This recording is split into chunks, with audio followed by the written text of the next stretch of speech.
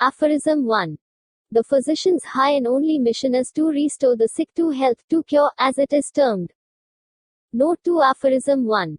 His mission is not, however, to construct so-called systems, by interweaving empty speculations and hypotheses concerning the internal essential nature of the vital processes and the mode in which diseases originate in the interior of the organism, whereon so many physicians have hitherto ambitiously wasted their talents and their time, nor is it to attempt to give countless explanations regarding the phenomena in diseases and their proximate cause, which must ever remain concealed, wrapped in unintelligible words and an inflated abstract mode of expression, which should sound very learned in order to astonish the ignorant, whilst sick humanity sighs in vain for aid. Of such learned reveries, to which the name of theoretic medicine is given, and for which special professorships are instituted, we have had quite enough, and it is now high time that all who call themselves physicians should at length cease to deceive suffering mankind with mere talk, and begin now, instead, for once to act, that is, really to help and to cure. सूत्र 1 दवा की तर्कशैली। चिकित्सक का उच्च और एकमात्र mission बीमारों को स्वास्थ्य बहाल करना है, इलाज या ठीक करने का मतलब भी यही है। सूत्र 1 पर टिप्पणी। बीमारी के अंतरंग की खूब चर्चा करना चिकित्सक का काम नहीं।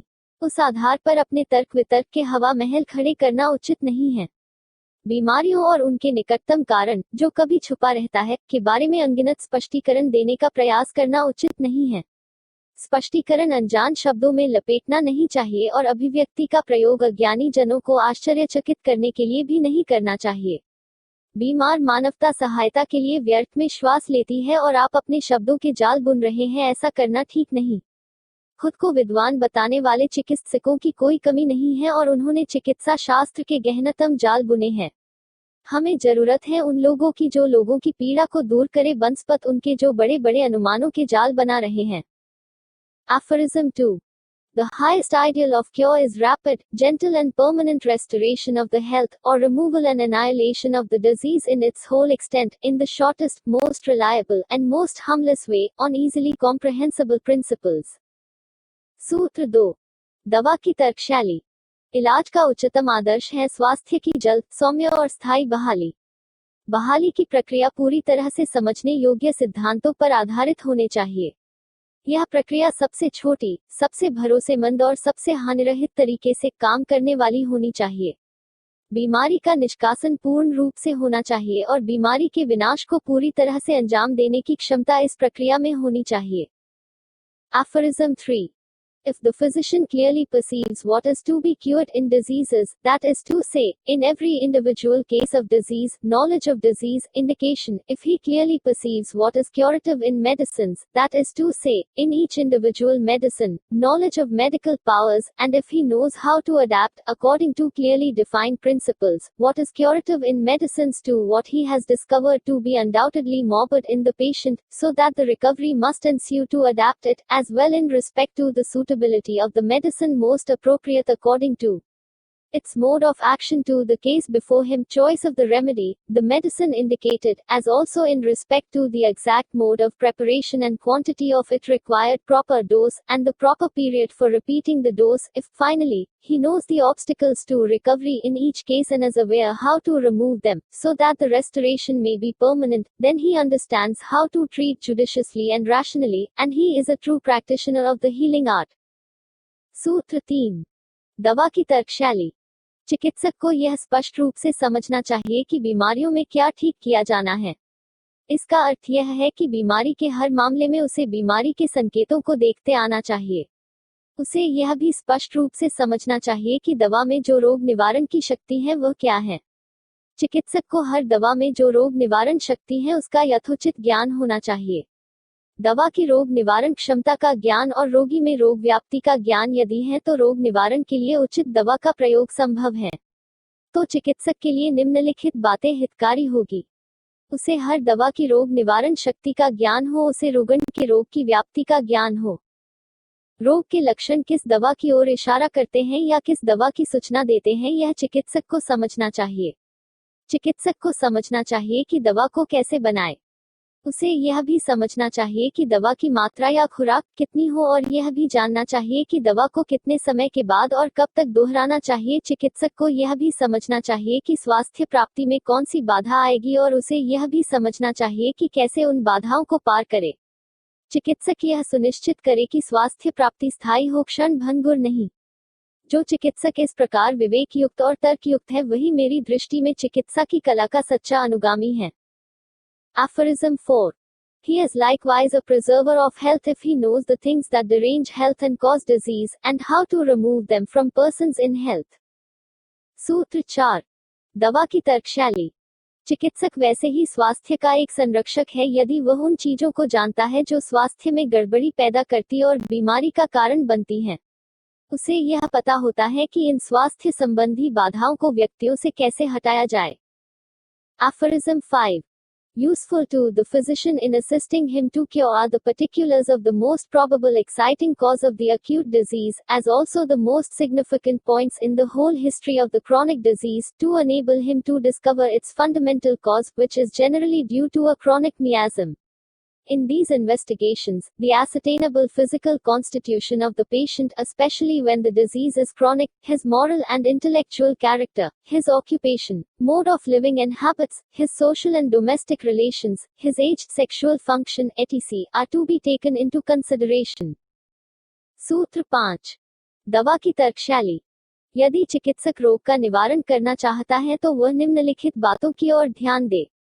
यदि आकस्मिक आपदा आई है तो उसे उत्पन्न करने वाले कारण कौन से हैं। यदि रोग पुराना है तो वह रोगी के पूरे इतिहास को देखे और तय करे कि उसका रोग कब कब गहरा और जटिल होते गया। चिकित्सक यह पाएगा कि रोग की जटिलता का संबंध संक्रमित जीवाणुओं और कीटाणुओं से है, लेकिन जब चिकित्सक जांच करता है तो वो इन बातों को भी ख्याल में रखे। रुग्ण का शारीरिक ढांचा। जब रोग पुराना हो गया है तो उसके ढांचागत परिणाम जानने चाहिए। रुग्ण का नैतिक और बौद्धिक चरित्र, रुग्ण का पेशा, उसकी उम्र, उसकी काम वासना का स्तर और अन्य सभी बातें। Aphorism 6.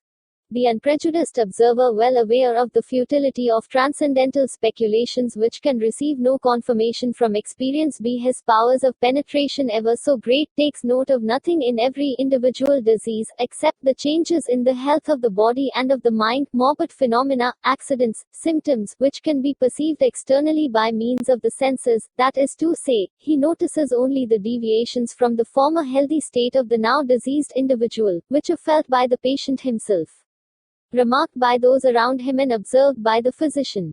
All these perceptible signs represent the disease in its whole extent, that is, together they form the true and only conceivable portrait of the disease. 11 I know not therefore how it was possible for physicians at the sick bed to allow themselves to suppose that without most carefully attending to the symptoms and being guided by them in the treatment, they ought to seek and could discover only in the hidden and unknown interior what there was to be cured in the disease, arrogantly and ludicrously pretending that they could, without paying much attention to the symptoms, discover the alteration that had occurred in the invisible interior, and set it to rights with unknown medicines, and that such a procedure as this could alone be called radical and rational treatment. सूत्र 6. दवा की तर्कशैली। जो निष्पक्ष समीक्षक होता है वो इस बात को भली भांति जानता है कि अगम्य अटकलें कोई काम की नहीं है। यद्यपि वो अंतरंग की गहराई को छूने वाली अद्भुत दृष्टि रखता है, उसे अपने अनुभव से पता है कि ऐसी अटकलें कोई काम की नहीं हैं। इसीलिए वह केवल वो बातें देखता है जो बाहर से स्पष्ट रूप से दिखाई देती हैं। वो उन सब बदलाव को देखता है जो शरीर और मन में हुए हैं। रोग और आकस्मिक दुर्घटनाओं के प्रभाव को वह देखता है जो लक्षणों के रूप में प्रकट होते हैं। वह केवल लक्षणों के बदलाव को देखता है, वे बदलाव जो रुग्ण में रोग के बाद प्रकट हुए हैं और जो तब नहीं थे जब वह स्वस्थ था। लक्षणों का पता रुग्ण के खुद के अनुभव कथन से पता चलता है। लक्षण उन लोगों से भी मालूम किए जा सकते हैं जो रुग्ण के साथ रहते हैं और उसकी अवस्था से परिचित हैं। चिकित्सक स्वयं अपनी दृष्टि से लक्षणों का पता कर सकता है। यह जो लक्षणों का समुच्चय बनता है उसी से रोग का बोधगम्य स्वरूप प्रकट होता है। टिप्पणी। मैं यह नहीं समझ पाता हूँ कि चिकित्सक जो अपने आप को तर्कवादी कहते हैं कैसे जान लेते हैं अपने तर्क वितर्क से कि रुग्ण को क्या हुआ है, बिना उसके लक्षणों को देखे। Aphorism 7. Now, as in a disease, from which no manifest exciting or maintaining causa occasionalis has to be removed 1, we can perceive nothing but the morbid symptoms, it must regard being had to the possibility of a miasm, and attention paid to the accessory circumstances. 5p the symptoms alone by which the disease demands and points to the remedy suited to relieve it, and, moreover, the totality of these its symptoms, of this outwardly reflected picture of the internal essence of the disease, that is, of the affection of the vital force, must be the principle, or the sole means, whereby the disease can make known what remedy it requires, the only thing that can determine the choice of the most appropriate remedy, and thus, in a word, the totality too of the symptoms must be the principle, indeed the only thing the physician has to take note of in every case of disease and to remove by means of his art, in order that it shall be cured and transformed into health. 1. It is not necessary to say that every intelligent physician would first remove this where it exists, the indisposition thereupon generally ceases spontaneously. He will remove from the room strong-smelling flowers, which have a tendency to cause syncope and hysterical sufferings, extract from the cornea the foreign body that excites inflammation of the eye, loosen the overtight bandage on a wounded limb that threatens to cause mortification, and apply a more suitable one, lay bare and put ligature on the wounded artery that produces fainting, endeavor to promote the expulsion by vomiting of belladonna berries etc., that may have been swallowed, extract foreign substances that may have got into the orifices of the body, the nose, gullet, ears, urethra, rectum, vagina, crush the vesical calculus, open the imperforate anus of the newborn infant, etc.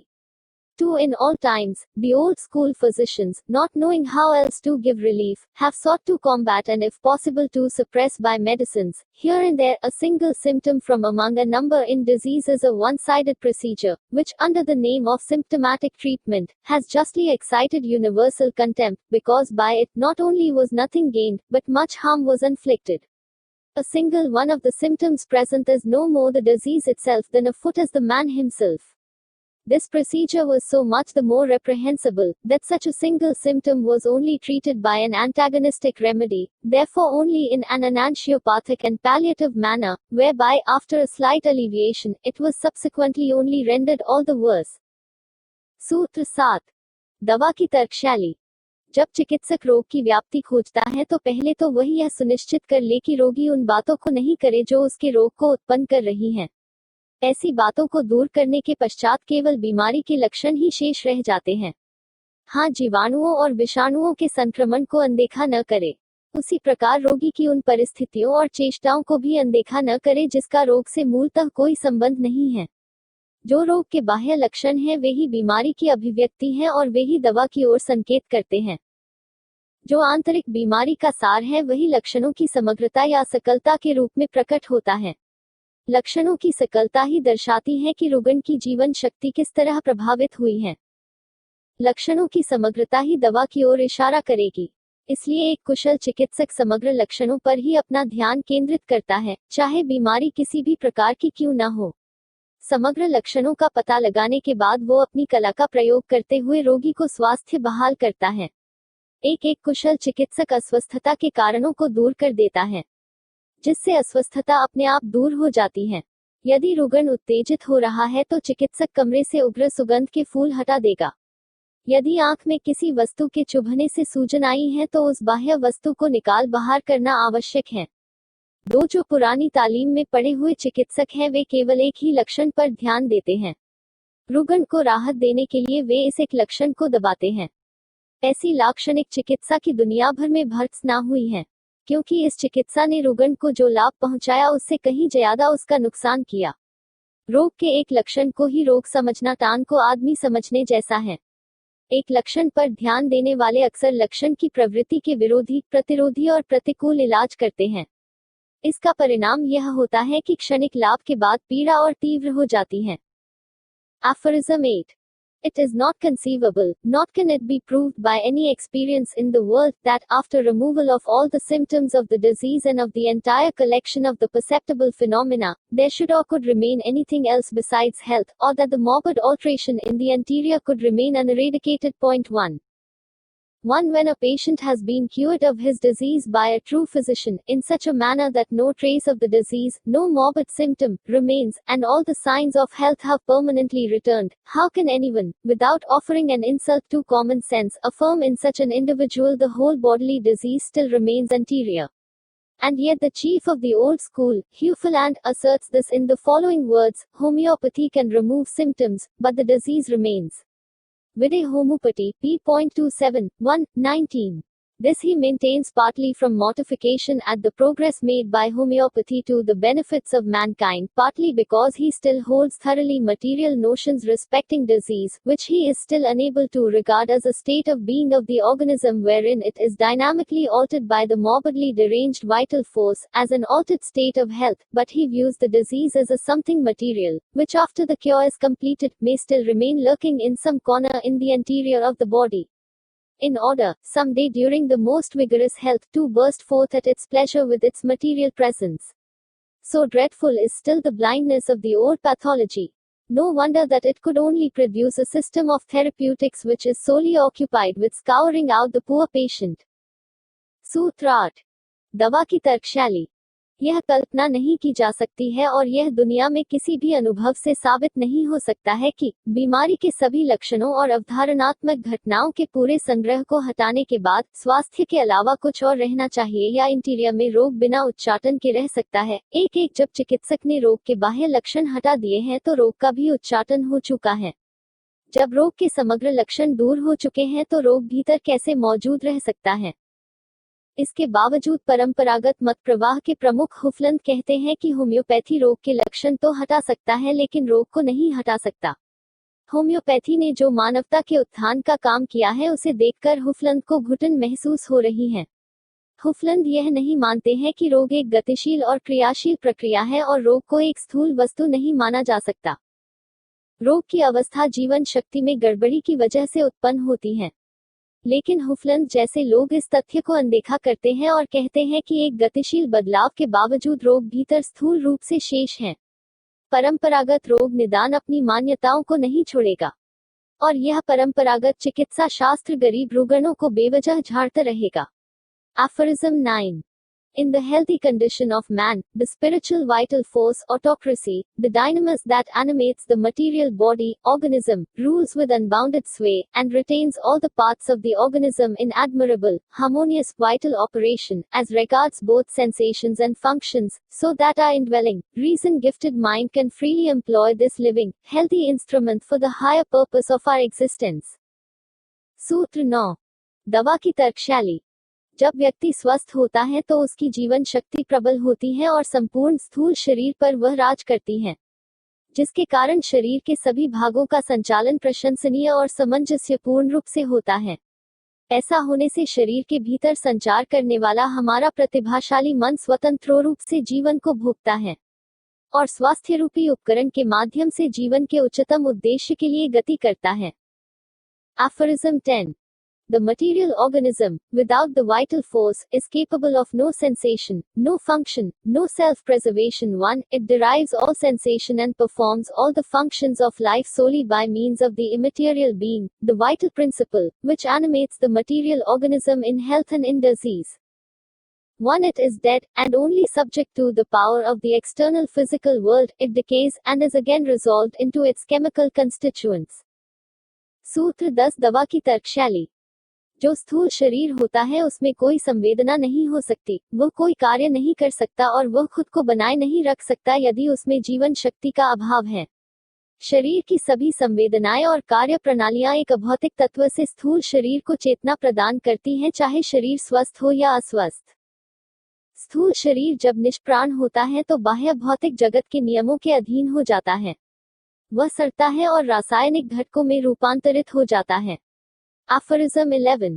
When a person falls ill, it is only the spiritual, self-acting, automatic, vital force, everywhere present in his organism, that is primarily deranged by the dynamic one influence upon it of a mobophic agent inimical to life. It is only the vital force, deranged to such an abnormal state, that can furnish the organism with its disagreeable sensations, and incline it to the irregular processes which we call disease, for, as a power invisible in itself, and only cognizable by its effects on the organism, its morbid derangement only makes itself known by the manifestation of disease in the sensations and functions of those parts of the organism exposed to the senses of the observer and physician, that is, by morbid symptoms, and in no other way can it make itself known. Point 2. 1. Materia peccans. 2. What is dynamic influence, dynamic power? Earth, by virtue of a hidden invisible energy, carries the moon around her in 28 days and several hours, and the moon alternately, in definite fixed hours, deducting certain differences which occur with the full and new moon, raises our northern seas to flood tide and again correspondingly lowers them to ebb. Apparently this takes place not through material agencies, not through mechanical contrivances, as are used for products of human labor, and so we see numerous other events about us as results of the action of one substance on another substance without being able to recognize a sensible connection between cause and effect. Only the cultured, practiced in comparison and deduction, can form for himself a kind of supra-sensual idea sufficient to keep all that is material or mechanical in his thoughts from such concepts. He calls such effects dynamic, virtual, that is, such as result from absolute, specific, pure energy and action of one substance upon the other substance. For instance, the dynamic effect of the sick-making influences upon healthy man, as well as the dynamic energy of the medicines upon the principle of life in the restoration of health is nothing else than infection, and so not in any way material, not in any way mechanical. Just as the energy of a magnet attracting a piece of iron or steel is not material, not mechanical. One sees that the piece of iron is attracted by one pole of the magnet, but how it is done is not seen. This invisible energy of the magnet does not require mechanical, material, auxiliary means, hook or lever, to attract the iron.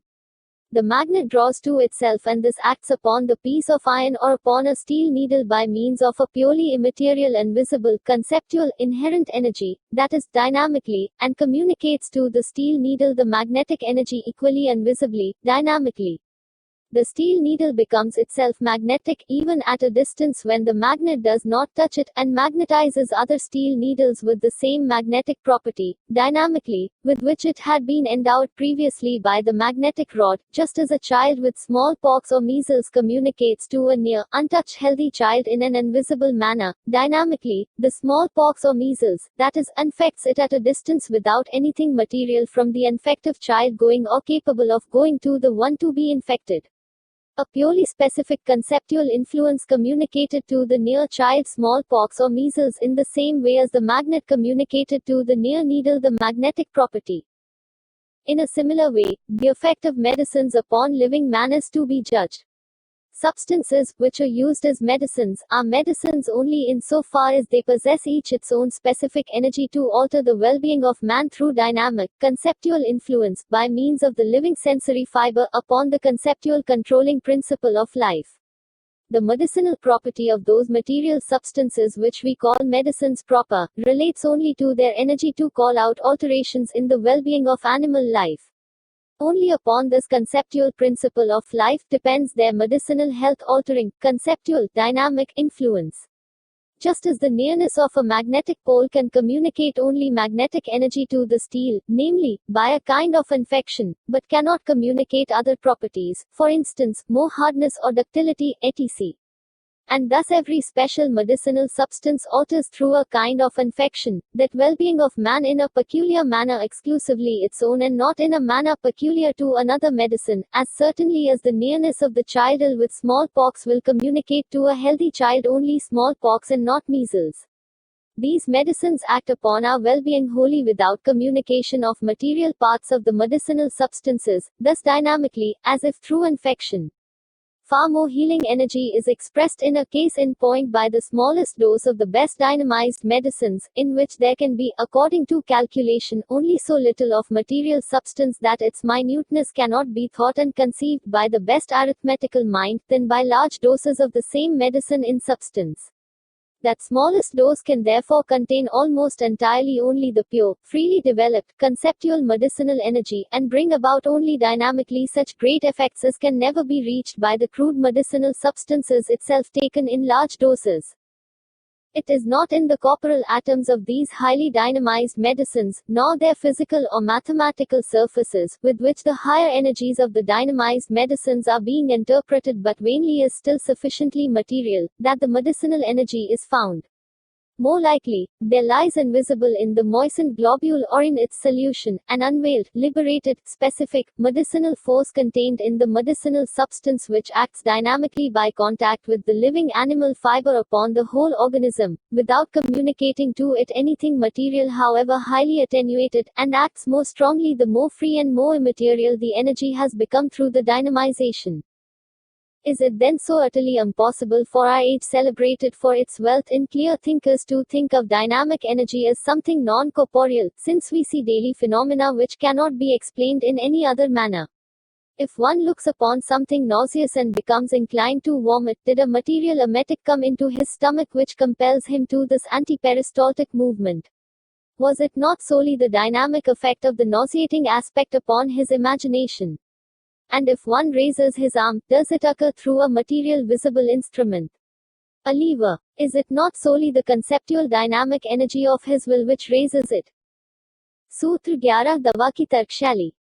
जब व्यक्ति रुग्ण होता है तो यह भौतिक और स्वयंचालित जीवन शक्ति जो स्थूल शरीर के रोम रोम में विचरण करती है, उसी जीवन शक्ति में अव्यवस्था उत्पन्न होती है। जीवन शक्ति में अव्यवस्था के कारण अप्रिय संवेदनाएं शरीर में उत्पन्न होती हैं और जीवन शक्ति जैविक प्रक्रियाएं अनियमित रूप से करने को प्रवृत्त होती हैं। इन्हीं अप्रिय संवेदनाओं को और अनियमित प्रक्रियाओं को हम रोग कहते हैं। जीवन शक्ति तो प्रकट रूप से दिखती नहीं है, लेकिन उसमें गड़बड़ी का असर शरीर की संवेदनाओं और शारीरिक प्रक्रियाओं की गड़बड़ी के रूप में प्रकट होता है। ये जो संवेदना और अनियमितताएं प्रकट हो रही हैं, उसी को एक कुशल चिकित्सक ठीक से देखता है। रोग के लक्षण ही रोग की खबर देते हैं, उसकी खबर लाने का कोई और साधन नहीं है। शक्ति आवश्यक नहीं कि हम देख सके, लेकिन हम शक्ति का अनुमान तो कर सकते हैं।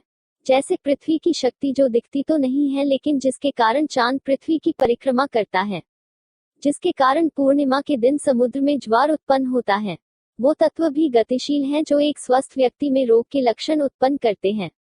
उसी तरह दवा की शक्ति जो रुग्ण व्यक्ति को स्वास्थ्य प्रदान करती है, वो भी गतिशील है। इस शक्ति को स्थूल नहीं माना जा सकता। एक जीवित व्यक्ति पर दवा का असर एक स्थूल घटना नहीं है। दवा का प्रयोग एक गतिशील प्रभाव को पैदा करता है। हर दवा का अपना एक अलग गतिशील प्रभाव है। संक्रमण करने वाले विषाणु अत्यंत सूक्ष्म होते हैं, फिर भी कारगर रूप से संक्रमण करते हैं। उसी तरह दवा भी कारगर रूप में अपना प्रभाव दिखाती है, अत्यंत सूक्ष्म रूप में। दवा का प्रभाव उसके सूक्ष्म रूप में बहुत प्रभावशाली होता है। जितनी सूक्ष्म दवा होगी उतनी गंभीर क्रिया करेगी।